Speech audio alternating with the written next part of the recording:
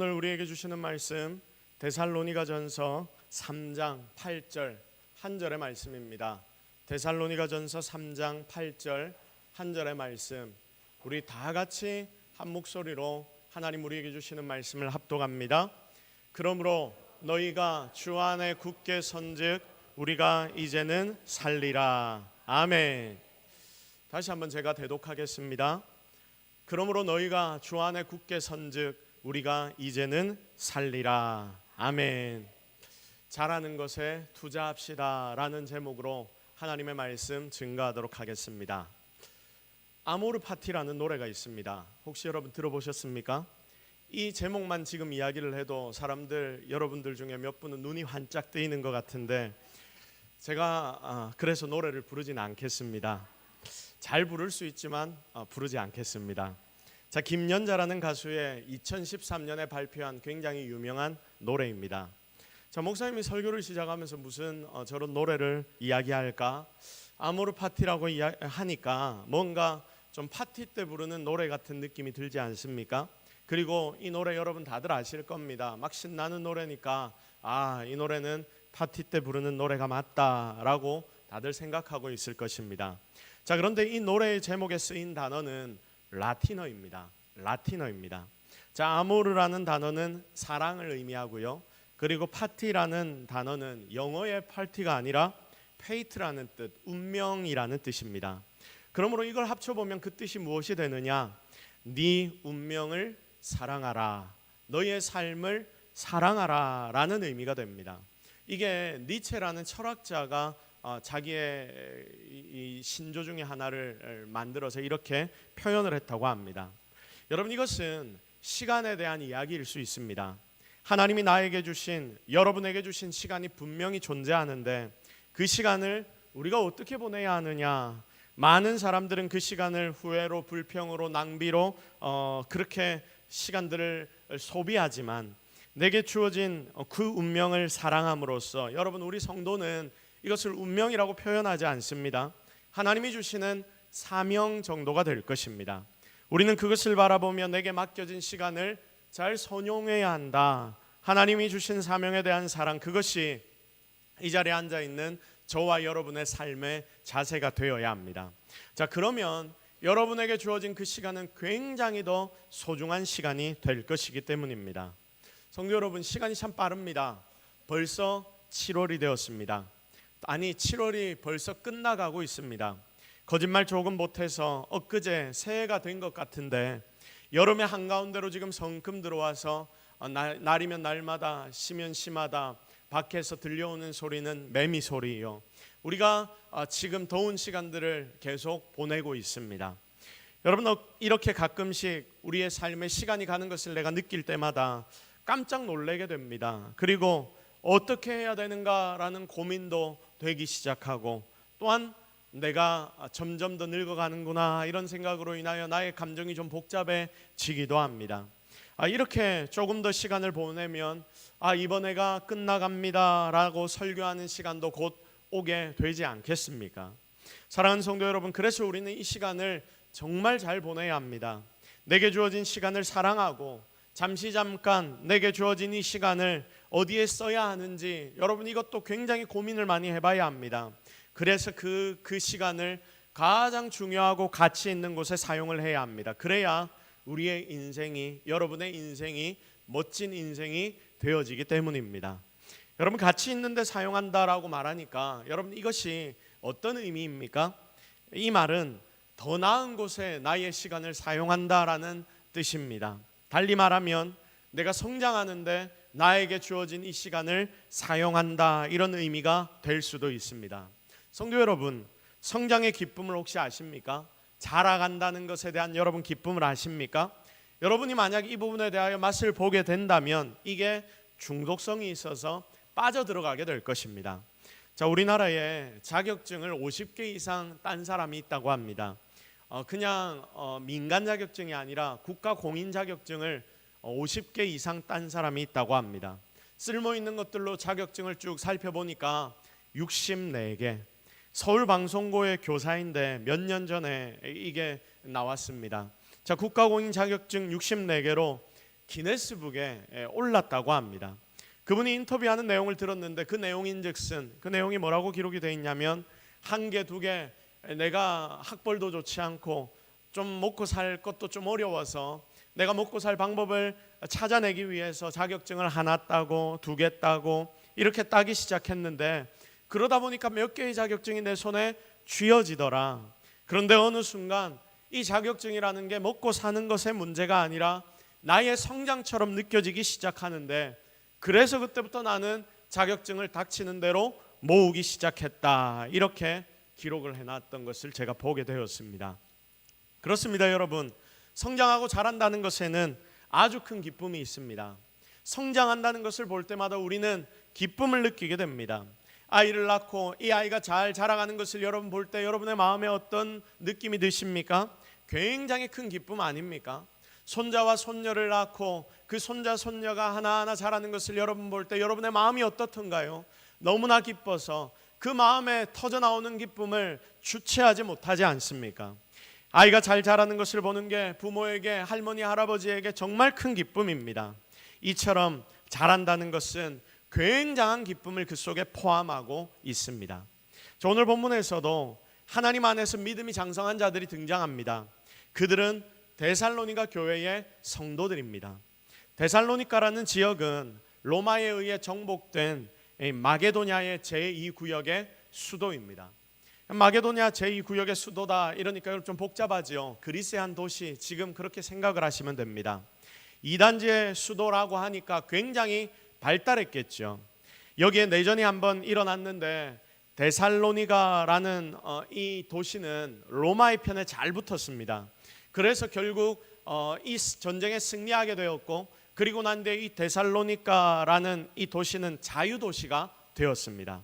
또 여기는 내륙의 비옥한 농경지를 육지의 길과 바닷길로 연결을 해주는 굉장히 중요한 이 무역의 요충지이기도 합니다. 여러분 이미지를 띄워놨는데 여기 사진을 한번 보십시오. 이 내륙이 쫙 잘 발달된 도시가 되어 있고, 그리고 저 끝에 보면 바다가 보이죠. 지중해가 쫙 보이는 아주 멋진 도시, 그리고 여기에 많은 사람들이 모이는 도시, 지금보다 그 과거에는 훨씬 더 발달한 도시가 이 데살로니가라는 도시입니다. 아주 중요한 항구 지역이었습니다. 그래서 과거의 로마의 정치인 키케로라는 정치인은 이곳을 뭐라고 표현했냐면, 이 로마 전체가 그 당시 전 세계를 다 사로잡았다 이야기하지 않습니까? 그런데도 불구하고 이 데살로니가라는 도시를 보면서 이 키케로라는 정치인은 이곳은 우리 영토의 심장과 같다라고 부르기도 했습니다. 그러니까 여러분 한번 생각해 보십시오. 굉장히 발달한 도시, 이런 곳에 사람들이 많이 모일까요? 아니면 사람들이 작게 모일까요? 사람들이 많이 모일 것입니다. 많이 모이니까 그 당시에 그들이 믿는 모든 종교들을 그곳으로 다 가지고 왔습니다. 종교들이 다 혼합돼 버립니다. 이방신이 판을 칩니다. 또 무역하는 뜨내기 선원들이 굉장히 많이 들르는 도시이기 때문에 이런 곳은 100% 문란해집니다. 자, 성경의 표현을 빌면 악이 아주 관영한 도시였다. 여러분 우리가 이렇게 이해하셔도 틀린 말이 아닙니다. 이런 도시에 교회가 지금 세워집니다. 그리고 그 교회는 믿음으로 든든하게 잘 자라가기 시작했습니다. 사도행전 16장을 보면 바울의 데살로니가 사역이 기록되어 있습니다. 거기서 복음 전하는 바울과 실라, 디모데는 정말 많은 열매를 맺게 됩니다. 그리고 열매로 하나님 주신 성도들을 양육합니다. 힘들고 어렵지만 하나님의 은혜로 진짜 많은 결실들을 이 데살로니가라는 도시에서 맺게 되는 것입니다. 결국 제자들이 세워집니다.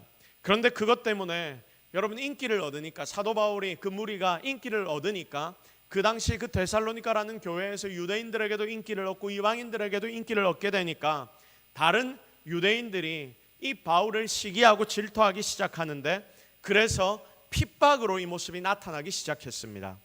그런데 이 핍박이 너무나 심해져서 이 바울이 처음 계획했던 기간까지 이곳에서 사역을 더 이상 할 수 없게 됩니다.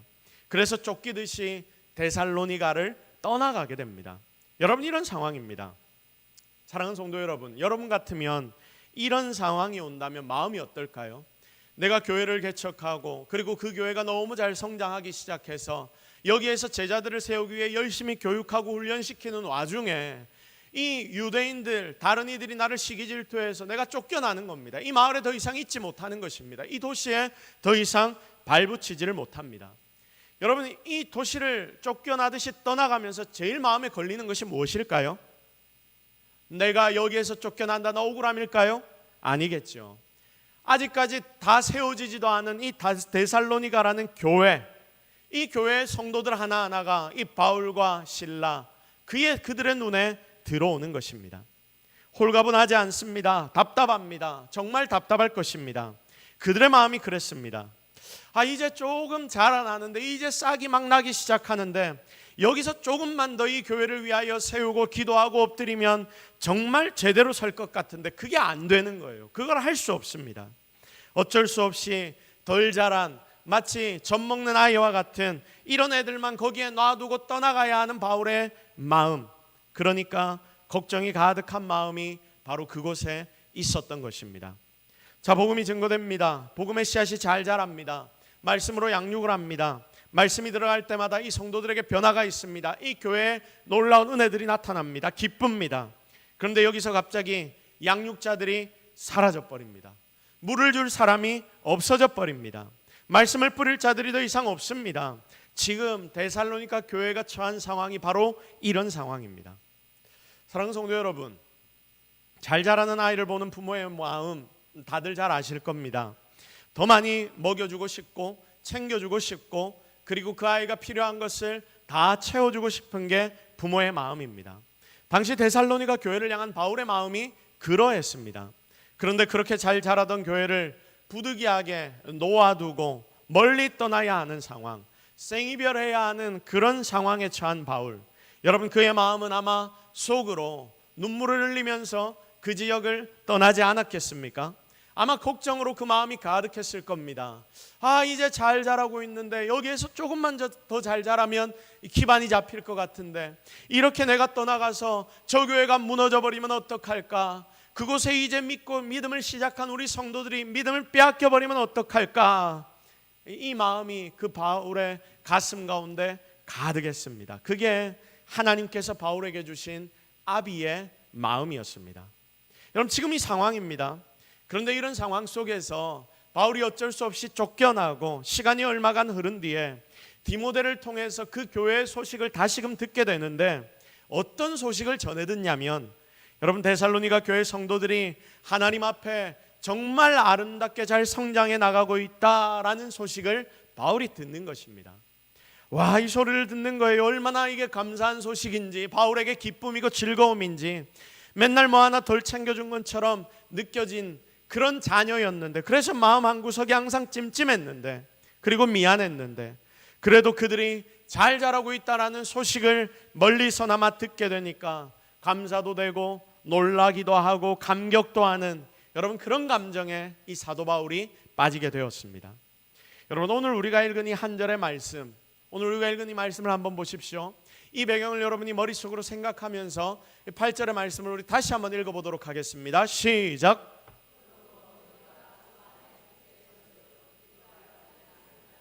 아멘. 이 말씀을 한번 깊이 생각해 보십시오.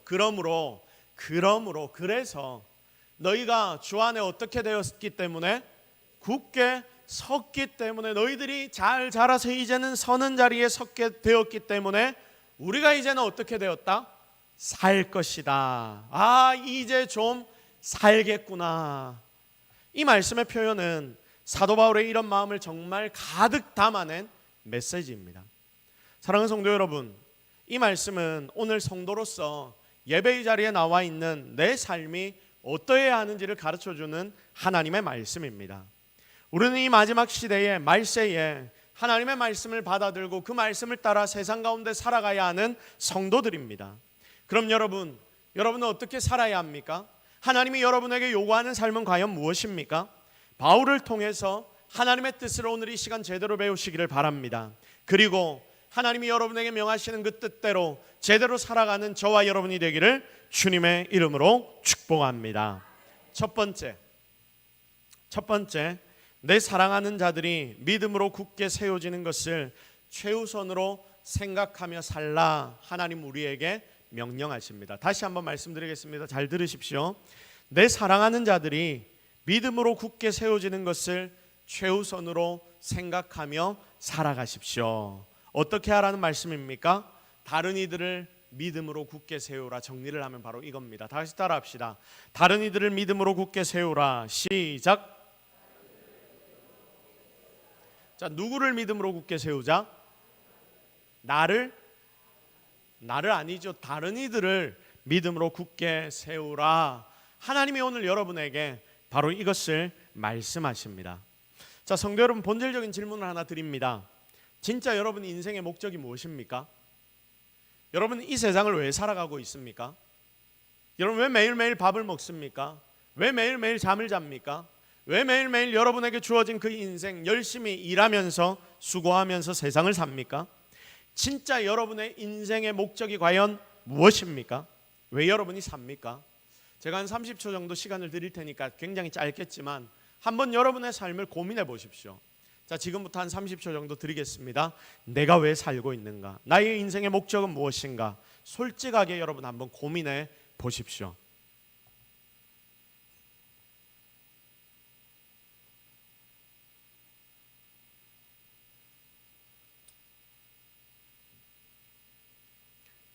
자, 고민이 좀 됩니까? 여러분 인생의 목적이 뭡니까? 건강입니까? 돈입니까? 내 가족의 행복입니까? 여러분 자신의 가장 큰 기쁨은 무엇입니까? 저는 오늘 바울의 모습을 통해서 여러분도 하나님이 주시는 그 여러분의 삶의 목적, 행복의 이유를 제대로 배우는 시간이 되기를 기대합니다. 지금 바울은 여전히 전도 여행을 하면서 복음 증거 사역을 전 세계를 다니면서 지금 하면서 힘들고 어려운 현실을 경험하는 중입니다. 40에 하나 감한매를 5번이나 맞았고요. 그리고 3번 태장으로 맞았고 1번 돌로 맞았고 3번 파선하고 일주야를 깊은 바다에서 지냈고 그리고 여러 번 여행하면서 강의 위험, 강도의 위험, 동족의 위험, 이방인의 위험 등등 여러 번 자지 못하고 굶주리고 목마르고 여러 번 굶고 춥고 헐벗었습니다. 세상에서 경험해 볼 수 있는 모든 고난들을 이 바울은 마치 모으듯이 컬렉트하듯이 그렇게 다 당하고 있습니다. 고난을 모으는 거예요. 이 모든 고난을 그냥 자기가 자기 홀로 잘 먹고 잘 살려면 안 당해도 되는 것 아닙니까? 그런데 주님을 전하는 것 때문에 주님의 복음 때문에 그는 다 당해보는 것입니다. 여러분 이 정도 되면 다 때려치우고 싶을 수도 있다라는 생각을 해봅니다. 여러분 주님을 위해 열심히 전도하고 교회 식당 봉사도 하고 또 청소도 하고 재정적인 부분들도 많이 감당하고 그렇게 하는데 사람들이 오히려 나를 보고 손가락질을 하고 세상 사람들에게는 왕따를 당하고 여러분이 막 그런다고 생각해 보십시오. 여러분 아니 지금 이 시대는 어렵겠지만 이렇게 수고하고 애쓰는 것 때문에 내가 몇 가지 맞는다 죽을 고비까지 넘겼다 여러분 이러면 진짜 우리의 마음이 힘들지 않겠습니까? 아 내가 왜 이 난리를 당해야 하나 그냥 적당히 내 이익 위해 살면서 다른 이들 좀 돕기도 하고 교회의 섬김도 적당히 안 하는 것 아니고 적당히 하면서 살면 되지. 여러분 이게 보통 성도들 우리들의 본래 생각이거든요. 이 정도 하면 되지. 여러분 이렇게 생각하며 살지 않습니까? 여러분 이러면 안 됩니까?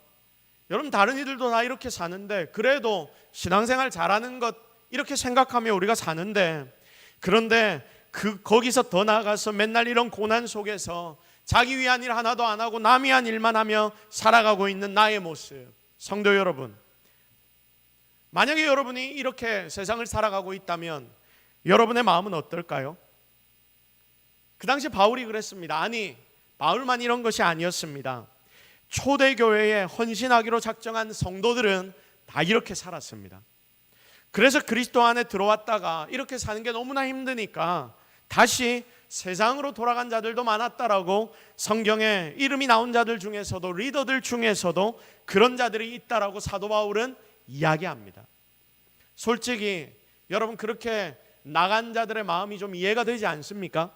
심각한 고민이 우리 속에 이런 상황에 나도 처한다면 아마 이런 고민들이 생길 수밖에 없는 것입니다. 지금도 똑같습니다. 그런데 그 고난 속에 바울이 있으면서 지금 바울은 너무 이상한, 이해가 되지 않는 고백을 하고 있습니다. 여러분, 오늘의 말씀을 한번 보십시오. 우리가 이제는 어떻게 할 거다? 살 거다. 이제 내가 좀 살겠구나. 그걸 아주 강력하게 고백합니다. 내가 니들 소문을 들으니까, 니들이 자라난다는 소문을 들으니까, 니들이 이제 좀 잘 자라고 있다는 이야기를 들으니까 이제야 내가 좀 살겠다라고 이야기합니다. 너무 이상합니다. 너무 희한합니다. 내 삶에 여러 문제가 있습니다. 이 문제들은 억울한 것들입니다. 그래서 생각만 하면 답답하고 열받습니다. 때로는 다 때려치워버릴까라는 생각까지도 듭니다. 그러니 힘들고 고통스럽습니다. 그러나 그때에 내가 한 소문을 듣는데, 어떤 소문을 듣냐면 내가 사랑하는 어떤 성도, 내 형제 자매 중에 누군가 그 교회 다른 형제 자매들이 주 안에서 더욱더 굳건하게 서가고 있다라는 이 소식을 여러분이 듣는 거예요. 그런데 이 소식을 듣는 순간 나의 중심에 다시금 내가 살아날 힘이 공급받는다. 여러분, 이런 힘이 내 속에서 막 나오기 시작한다. 이걸 사도 바울은 고백하고 있습니다. 성도 여러분, 여러분 얼마나 사랑하는 자들이 많습니까? 가족부터 시작해서 친한 친구, 친한 성도들. 그런데 지금 여러분이 그들의 신앙 성장 때문에 이 정도로 기뻐해 본 적이 있습니까? 내가 사랑하는 어떤 성도들, 그 성도가 하나님 안에서 잘 자란다는 것 때문에 내 인생에 있는 다른 어떤 일들보다도 내 인생에 어떤 소원이 이루어지는 것보다 더 기뻐하고 즐거워한 적이 여러분은 있습니까? 내 일보다, 내가 돈 몇 푼 더 버는 것보다 그들이 하나님 만난 것 때문에 정말 미친 듯이 기뻐해 본 적이 있냐, 그 말입니다.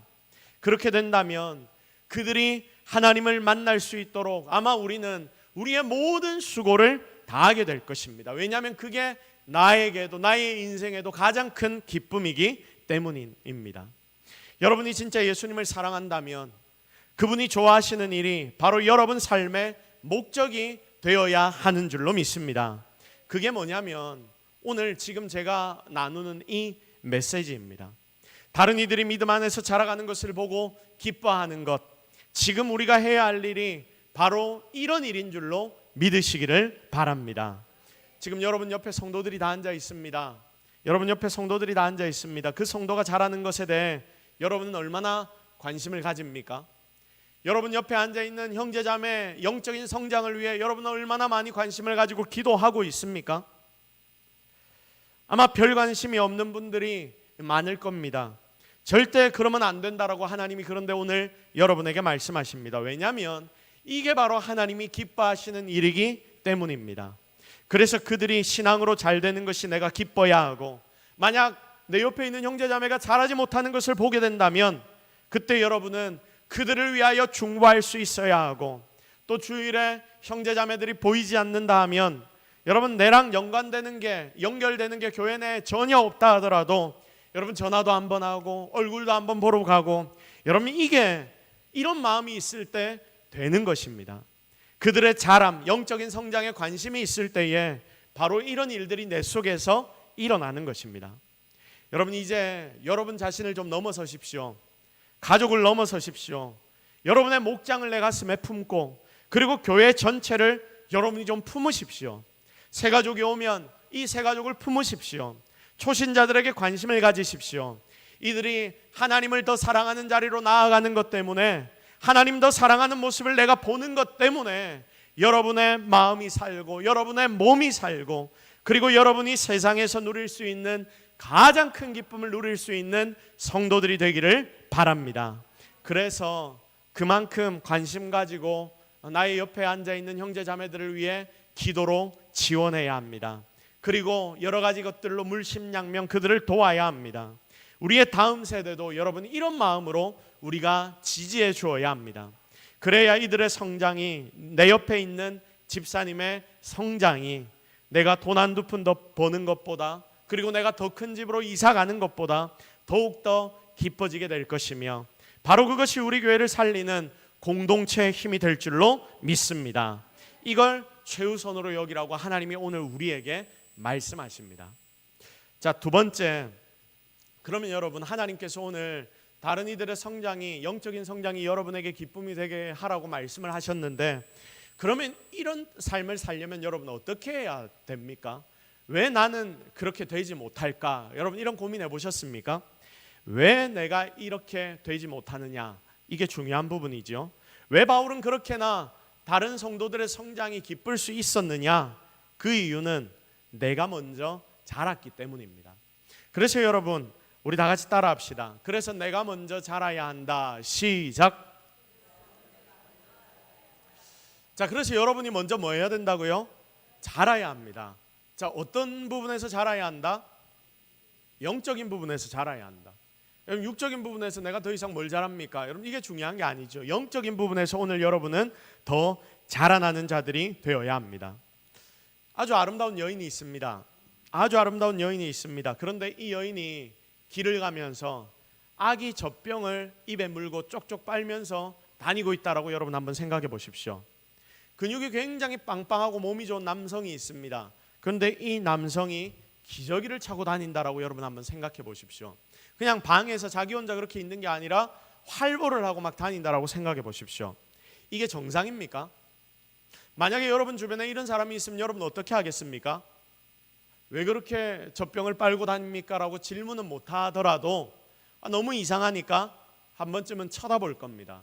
그리고 핸드폰을 꺼내서 살짝 사진을 찍고 내 주변에 친한 사람들에게 내가 오늘 이런 사람 봤어 하면서 막 자랑을 할 겁니다. 진짜 이상한 사람이지 왜 이렇게 아름다운 여성이 젖병을 물고 다니는지 난 이해가 안 돼. 이렇게 멋진 남자가 기저귀를 차고 다니는지 내가 이해가 안 돼. 이러면서 신기한 일을 봤다고 여러분 아마 자랑하고 다닐 것입니다. 자, 여러분 이게 정상이 아니기 때문에 우리에게는 이런 반응이 나옵니다. 자, 만약에 그런 사람이 여기 앉아 있다면 여러분 계속해서 아마 쳐다보지 않겠습니까? 자, 왜 우리가 이렇게 쳐다보느냐? 뭐가 안 맞으니까. 자, 몸이 자라면 우리의 정신도 자라야 합니다. 여러분이 신앙생활을 오래 하면 여러분의 신앙도 자라야 합니다. 그런데 여러분 나의 몸은 자라는데 내 신앙은 자라지 않고 있다? 그럼 여러분 이게 정상입니까? 정상이 아닙니까? 정상입니까? 정상이 아닙니까? 정상이 아닙니다. 자, 사랑하는 성도 여러분, 우리의 옆에 있는 성도들이 자라는 것으로 내가 기뻐하는 인생이 되려면 여러분이 먼저 제대로 자라고 성장해야 합니다. 영육간에 내가 자라야 이걸로 기뻐할 수 있는 것입니다. 내가 제대로 자라지 못하면 다른 사람의 성장은 눈에 들어오지도 않습니다. 아니, 그 사람들의 성장이 절대로 여러분에게 기쁨이 될 수 없습니다. 부교육자들이 많은 교회를 가보면 목회자들인데도 불구하고 그들 속에서 서로의 시기, 질투들이 막 보입니다. 자, 이런 모습을 제법 보게 됩니다. 그래서 심지어는 동력자가 잘하는데도 불구하고 사역을 너무 잘했는데도 제대로 잘했다라고 칭찬도 못하는 분들이 있습니다. 옆에서 이런 모습을 보면 굉장히 답답합니다. 자, 굉장히 답답한데 그런데 여러분 이런 사람들이 세상에 수두룩백백합니다. 교육자들 중에서도 이러니 여러분 세상 사람들 중에 이런 사람들이 더 있겠습니까? 없겠습니까? 너무나 많습니다. 정말 많은 거예요. 제대로 잘했다 칭찬 못하는 분들이 너무나 많습니다. 남이 잘하는 것, 남이 잘 되는 것, 남이 성장하는 것, 이 눈꼴실에서 못 보는 사람들이 세상에 얼마나 많은지 모릅니다. 분명히 잘하는 일인데도 깎아내리려고 노력합니다. 저게 틀렸다라고 말합니다. 깊이 들어가 보면 그 속에 자기의 자격지심이 있습니다. 마음의 여유가 없습니다. 그러니 다른 이들을 어떻게 돌볼 수 있습니까? 맨날 그런 사람들은 교회를 10년, 20년 다녀도 섬김 받기만을 원합니다. 겉으로는 다 컸는데 영적으로는 젖병을 물고 있고 그리고 기저귀를 차고 있는 게 우리의 모습 아닌지, 우리의 영적인 모습이 아닌지 여러분 자신을 돌아보십시오. 성도 여러분, 사랑한다는 것은 절대로 쉬운 일이 아닙니다. 오늘 말씀은 성도를 사랑하는 바울의 모습인데 너희도 이렇게 서로 사랑해라. 영적인 부분에 대하여 더욱더 지지해주고 지원해줘라. 여러분 이 메시지인데 그게 너희에게 가장 큰 기쁨이 되도록 만들어라고 하는 메시지인데 여러분 이 사랑이 우리에게 안 되는 것입니다. 세상 모든 사람들 완벽하지 않습니다. 그 사람들의 행동을 보면 절대 내가 사랑할 수 없는 존재들일 수밖에 없습니다. 그런데 어떻게 그런 인생을 사랑할 수 있느냐? 내가 용납 못하는 부분들이 분명히 있겠지만 여러분이 그 부분을 뛰어넘어야 합니다. 이건 그 사람의 문제가 아니라 나의 문제, 내가 이 선을 넘어야 합니다.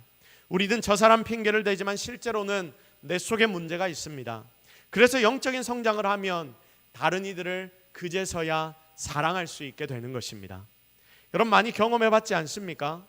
여러분 속에 은혜가 있고 그리고 여러분 속에 감사가 있을 때에 다른 이들을 돌아보고 영적으로 지원해 줄 수 있는 여러분의 넉넉한 마음이 생기지 않던가요?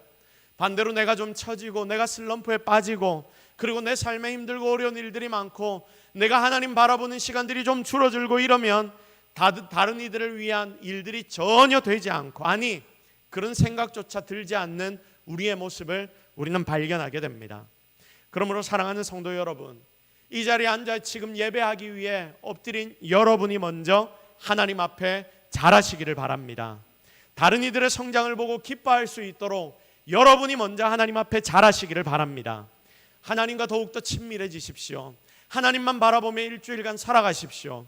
그렇게 여러분 자신이 먼저 성장할 때에 그때 여러분은 오늘 말씀에 나타나는 바울과 같은 인생이 될 줄로 믿으시기를 주님의 이름으로 축복합니다. 이제 말씀을 정리하도록 하겠습니다. 어떤 분이 제게 문자를 주십니다. 어떤 문자를 주시냐면 교회 그 뒤에 지난 주일에 앉은 분 누구십니까? 라는 이런 문자입니다.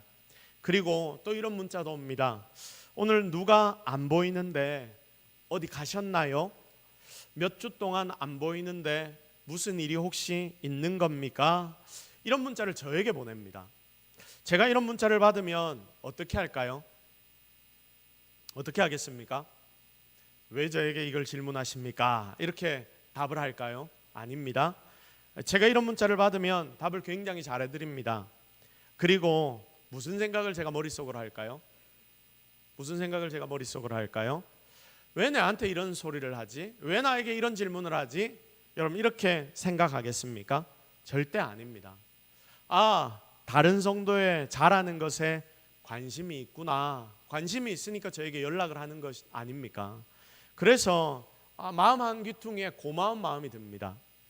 그러면서 한 가지 더 바라는 게 제 마음속에 싹 올라오는데 그게 뭐냐면 나에게 이렇게 연락을 하는 것보다 그 사람에게 직접 연락해드리면 훨씬 더 좋을 텐데, 그게 그분에게는 사랑 표현이 될 텐데, 교회에서 관심을 가지고 있다는 걸 생각하게 될 텐데, 여러분 이게 제 마음에 드는 두 번째 생각입니다. 사랑하는 성도 여러분, 여러분은 얼마나 우리 공동체 속에 다른 성도들이 잘하는 것에 관심이 있습니까? 내가 잘하는 것을 넘어서서 내 가족, 내 아내, 내 남편, 내 자녀들이 잘하는 것 말고요, 그것을 넘어서서 우리 교회 공동체, 이 공동체가 하나라고 말하고 우리가 정말 하나님 안에서 가족이라고 말하는데, 나의 가족된 우리 형제 자매들이 얼마나 잘하는 것에 대해 여러분은 관심을 가지고 있느냐? 하나님이 오늘 여러분에게 질문하십니다. 오늘 이 자리에 앉아있는 하나님 앞에 예배하기 위해 이 자리에 모인 사랑하는 성도 여러분, 여러분의 삶의 가치를 바꾸십시오. 이게 하나님이 기뻐하시는 일입니다. 너희가 주 안에 굳게 선즉 우리가 이제는 살리라. 너희들이 잘하는 것을 내가 볼 때에 이제야 내가 좀 살겠구나. 내 삶이 힘들고 어렵다 하더라도 너희들의 잘하는 모습을 보니까 내 마음이 놓인다. 내가 이제야 살 힘을 얻겠구나. 바로 이게 여러분의 고백이 되기를 주님의 이름으로 축복합니다. 다른 것들 때문에 여러분 죽겠다 살겠다 우리 말 많이 했지 않습니까? 이제는 그런 것들 좀 내려놓고 정말 예수 그리스도처럼, 사도 바울처럼, 그리고 초대교회 그 성도들처럼 내 형제 자매들 때문에, 우리 주일학교, 우리 중고등부, 우리 대학 청년들 때문에, 그들의 신앙 성장 때문에 살고 죽는 성도들이 되십시오. 그것 위에 여러분이 먼저 하나님 앞에 쑥 자라고 성장하십시오. 그리고 더 중요한 것은 여러분이 다른 성도들의 신앙의 성장을 관심 가지고 지켜보고 그들을 위해 기도해 주기 시작하면 여러분도 모르게 여러분의 신앙도 성장한다는 것을 깨닫게 될 것입니다. 그래서 하나님은 여러분의 이 간구와 기도, 다른 이들을 위한, 우리 교회 다른 성도들을 위한 중보의 기도를 기뻐하시며 놀라운 은혜를 여러분 모두에게 허락하실 줄로 믿습니다. 그 은혜 가운데 깊이 들어가 우리 모두 함께 하나님 앞에 성장해 나가는 우리 동서교회와 모든 성도들이 되기를 예수 그리스도의 이름으로 축복합니다. 우리 시간 말씀 붙잡고 한번 기도하겠습니다. 자, 하나님이 오늘 여러분에게 하신 말씀들이 분명히 있을 겁니다. 그 하나님 앞에 여러분 기도합시다. 하나님, 나에게 말씀해 주셔서 감사합니다. 내가 이 말씀을 통하여 이거 깨달았사오니 이제 결단하며 그렇게 살겠습니다. 하나님, 우리를 도와 주옵소서. 우리 이 제목을 놓고 우리 다 같이 함께 주여 외치며 기도하며 나아가도록 하겠습니다. 같이 기도하십시다. 주여.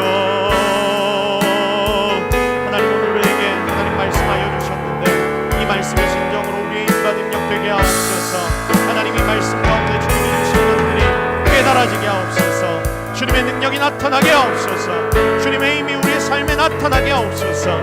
하나님, 정말 다른 이들의 성장이 나의 힘이 되게 하시고 나의 기쁨이 되게 하시고 이제는 우리의 눈을 넓혀서 나 자신뿐만 아니라 하나님 앞에 나에게 맡겨주신 우리 모든 교회 성도들, 하나님, 나의 옆에 있는 형제자매들, 그들의 신앙 성장을 깊이 기대하며 이렇게 기도하는 자들이 되게 하옵소서.